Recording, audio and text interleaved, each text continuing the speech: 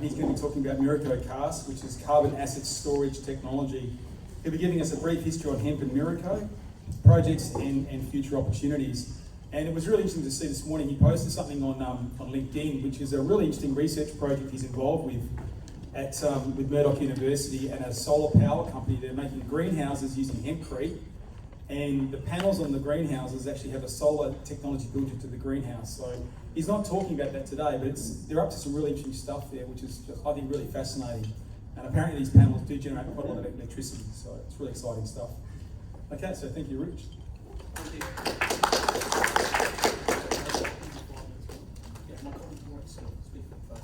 Okay. Yeah. Okay. So apparently Warwick. Hi everyone. Warwick is going to speak for the first 5 minutes. A few minutes. Four. Four. On the slide. Okay, there you go. Right. That's the pointer. Yeah. No. All right. Yeah. Okay. So I'll get straight into it. There's a lot of. I've heard a lot of the amazing claims out there about the versatility of the hemp plant.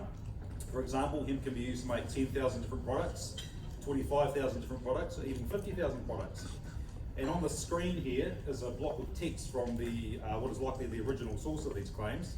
It's an article that was written in the end of 1937 and published in 1938 in Popular Mechanics magazine from the United States. And because 1937 was the year that what was essentially the global ban on hemp production on the original hemp industry was enacted, we're very lucky that this article made it into print.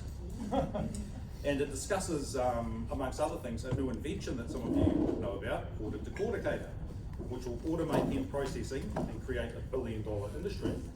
Hence the title of the article, New Billion-Dollar Crop.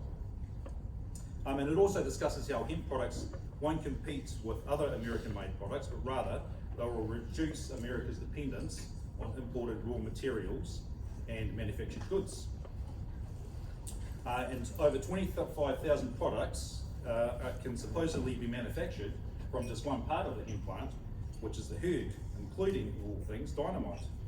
And so the article explains how a powder company in the US at the time was using thousands of tons of herd, just to manufacture dynamite and TNT. And because of the absorbent properties of the herd was being used to hold the explosive components, the liquid components of these explosives, such as the nitroglycerin. So now, over 80 years after this article was written, and with the technology and networks that are available today, calling the hemp, referring to hemp as a potential billion-dollar industry doesn't seem unrealistic at all. And perhaps, for example, one day the hemp industry could even rival the resources industry, having just as great an economic impact while reducing Australia's dependence on imports and bringing about much more positive economic and social change. And whether or not 25,000 products can be manufactured from the hemp plant is actually irrelevant in a sense, because such impact and change can be brought about through the introduction of just a few or even one truly innovative product. So for example, the rope, a relatively simple innovation, and yet one that has had a profound impact on human life. And I'm not going to claim that the first rope was made from hemp, although these ones were, but it's the great tensile strength and durability of hemp fibre certainly lends itself to that purpose and makes it a more attractive option than other fibres. And while scouring a database I have lucky enough to have access to, none of these images are mine, I came across the most amazing objects I've ever seen made out of hemp. And here they are here, discovered in an archaeological site in what is now modern day Syria. And you're probably underwhelmed at the moment, so I'll show you an enlarged image from the underside. So can anybody tell what these are? This shape here will give you a... Horseshoes? Horseshoes, yes, that's right. So horseshoes are usually made out of steel. And incidentally, at the moment, there's a lot of talk in the mining industry about green steel. But here is the original green steel. And so these truly speak to the strength and durability and versatility of hemp fibre. Not only were these made to carry the weight of a horse, but they've managed to survive relatively intact through the ages. And the person who created these was undoubtedly a master hemp craftsperson.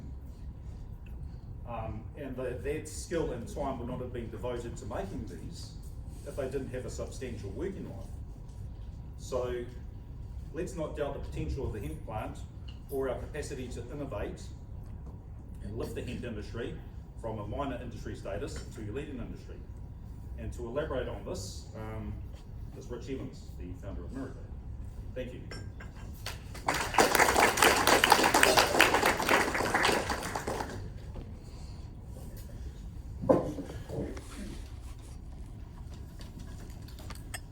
Hello, good morning to everybody.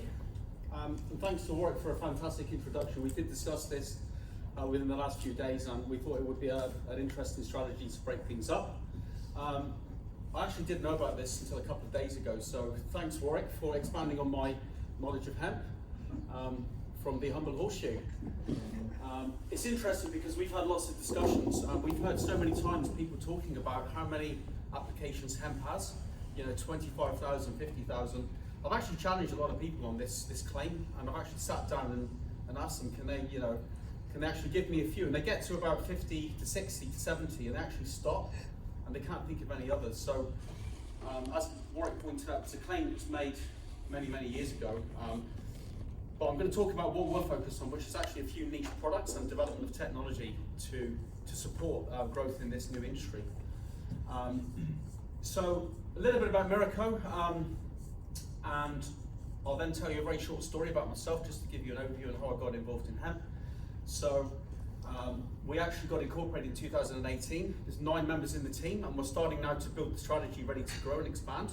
And necessary for that is capital funding, which we're stepping through now. We've developed a carbon storage technology using hemp. It's taken, I'd say, nearly 10 years to figure this out, and there's a lot of components to this particular technology, which will then allow us to move forward and develop other new avenues in industry. So I've got a construction and property background, if you didn't already know.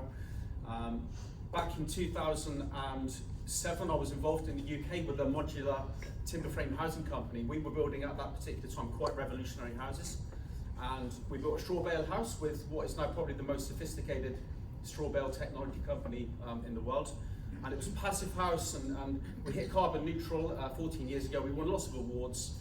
And anyway, I met this guy, this gentleman from near Bath, actually asked me to visit his property, and he introduced me to hemp for the very first time, and that was in 2007. And he sat me down, he said, this is going to change the world. And I think that was the moment for me that got me very excited. So I undertook a program of research that spanned a few years.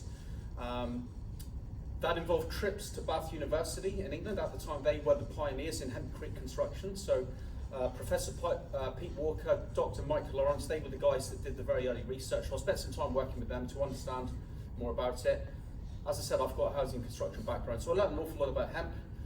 2010, I was lucky enough to fly over to Sydney to Australia for the very first time, and I saw this huge, beautiful country, and I just thought, wow, there's a lot of land here. How much hemp can you grow on this land? And that's about as far as my knowledge took me. So I went back to the UK, 2014, took my young family with a visa, I moved into Perth, and that's when things got really serious. One of the first gentlemen I met was Mr. Rob Edkins of Food Fibre Land International. We met in a cafe 7 years ago, had a coffee, we talked about some of the ideas we had, and we've now built a fantastic relationship in business. So that was really where it started. Significant phase of research, a lot of learning, massive challenges that's taken us to where we are today and probably where we're going to go. So we developed a technology that we call CAS. We've gone through a robust program of protection of intellectual property with lawyers and accountants and all these other things. So hempcrete's a great product, by the way. I don't want to in any way diminish hempcrete. It's fantastic what some of you guys are doing, and I want to acknowledge Janet. I can't see where she is now, but she, we actually visited her property 2.5 years ago, and she gave us great insights. It was all part of our learning experience into understanding what hempcrete can do. It's an amazing material. In my humble opinion, I don't think at this stage it's ready to be scaled.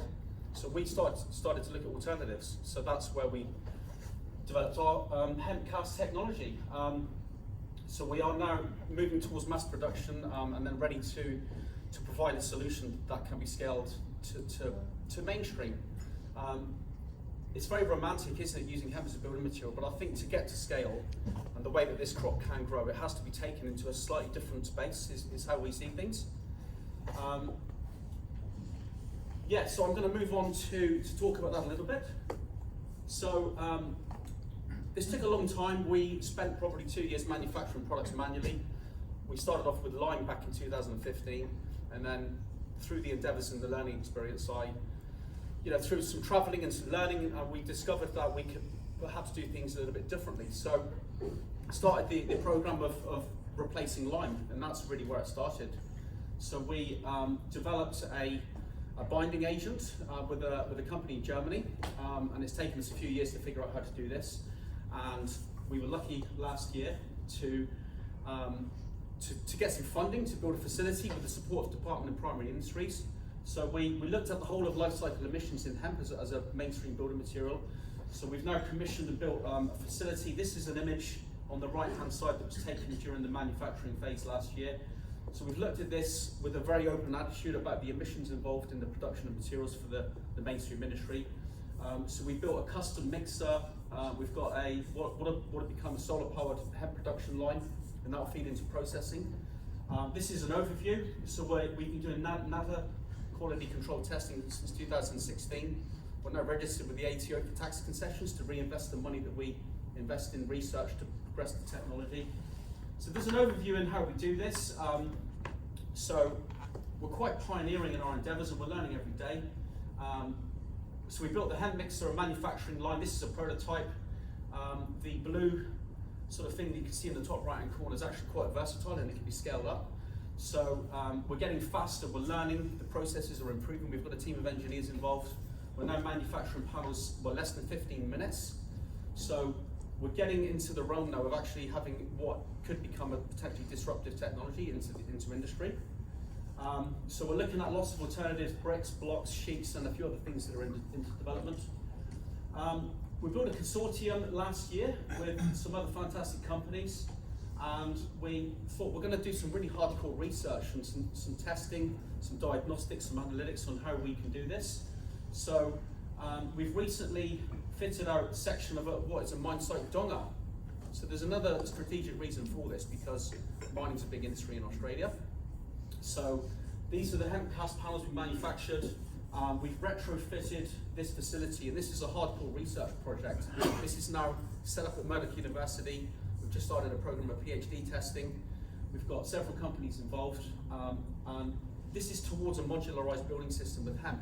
So next week we're about to sign another agreement with another university in Melbourne to develop from the learning on this project to a fully modulated SIPS hemp building system. So flooring, walling, partitions, roofing. So a cassette scenario of things that can be assembled very fast with clean technology. So we're doing life cycle analysis, a lot of IoT, data, recording. We're looking at embodied carbon, the emissions, energy savings, and of course the cost. So there's a lot of financial modelling that we have to do, and I picked up on Anne-Marie's comments over the value chain. Okay, so this donga research project is basically now built with a hemp cast envelope. We've got embedded sensors to collect all the data, and we've actually interfaced the Clearview glazing technology to actually run the systems using power of the sun. So as the sun moves around the building, it collects the energy and powers all the systems. Okay, so we're looking at the emissions and the total life cycle of every component of what will become this product line. Our next project is actually a display down in Fremantle that is not far from here. It's in Knutsford. I want to say thanks to Peter, because he's hopefully one of the partners in this project. So it's taken a very long period of time. We learnt that through the ATO and Oz industry, you can't actually get R&D tax concessions for real estate. So we've actually repurposed the project as a lab. So we're actually going to build a hemp display lab. Okay. So we've built a consortium with 35 other organisations. So we start manufacturing the components for this house very soon. We're looking at the embodied carbon as I said, the energy and the systems that we can utilize to verify scientifically the claims that many make with hemp. So, you know, the fire, the volatile organic compounds, the acoustic, the thermal performance, the energy savings. We've taken a very integrated attitude to how we try to do this. So we're about to build a dashboard with a company called Schneider Electric to capture all the data in real time. We're going to interface the house into many universities that are now involved as our partners. We've got another grant funding exercise starting from when we launch this house, hopefully later this year. So we're doing data testing, product approvals across international standards to ISO, SAE. We're taking the technology and moving forward ready to basically license. That's the strategy we have. We're not going to go to the consumer, we're going to deal with big companies, we're going to sub-license the technology to get to scale as fast as we can. So we've got great interest from industry partners, both here and overseas. So I'm happy to answer any more questions. I want to acknowledge Daniel Patterson of Artforms, who's here with me today. Very meticulous design phase, and we've got some great companies involved. And putting it together is quite a hard thing to do, and we've had to really think about how we do that. So we're currently in stage 1 of our roadmap. So MCAST is a modular system. ProCast is our processing. So we've actually built a hemp processor already. We've kept it very under wraps. It's a small scale machine that we utilize for R&D. I want to acknowledge Department of Primary Industries because they offered and have given us fantastic support with the facility. We're doing a lot of like top secret stuff, but it's really great to what we put it together. So a big focus on R&D product approvals. We are now moving into semi-automated productions. We've got a scope from an engineering company to build a semi-automated production line. We've got a capital raise happening quite soon. Stage 2, we're moving into net zero. A lot of people talk about hemp being carbon negative. We don't know for sure if it is or not, but we're trying to get there and show with science that that is the case. Of course, the supply chains, again, Anne-Marie talked about that, that's critical. We're moving into our structural cast, which is a structural hemp building system utilizing the fiber. I won't talk too much more about that because there's a lot of R&D that we have to do. And of course, sustainable communities, Paul, you know, we're thinking big about helping providing solutions that can be scaled, and then towards automation. And then phase 3, which is further into the future. This is where we get really slick around the connection of all these ideas. So yeah, 3D printing, you know, robotics, smart cities, AI. We started now working on a cast hemp carbon blockchain. So that is not only can we sell the product with hemp, but we can leverage the carbon in the hemp to create revenue. So we're putting together the pieces for that right now. Future applications, we've preserved, protected a lot of IP with very expensive lawyers. I won't go into these in much detail because I'm aware I'm probably running out of time. But things like precast, form cast, spray cast, space cast, robotic cast, plastic cast, hemp plastic, using the polymers, and then energy cast, which is the holy grail for me personally. We've met guys overseas about utilizing hemp to create energy. I'm not going to claim we're there yet. We've got a lot of work to do, and it's very further in our roadmap. But once we're able to secure funding very soon, then we'll be able to start putting the pieces together to make these things become reality. So we've worked out a sort of strategy over the next probably 7 to 10 years. We've got great support from many companies. I want to acknowledge all of those. Some that are actually here today. This is our team. So myself, I won't talk about me anymore. Thank you, Warwick, Daniel, who's here today. So this is our core team now. We've got many external supporters, advisors, consultants helping us. But I want to just thank everyone involved, because without these amazing people, I wouldn't be able to do what I've been able to do. And yes, it's a solution. That's what hemp is. So thank you very much for listening to me today. And thanks, Bernard, for hosting a fantastic session of speakers. Thank you.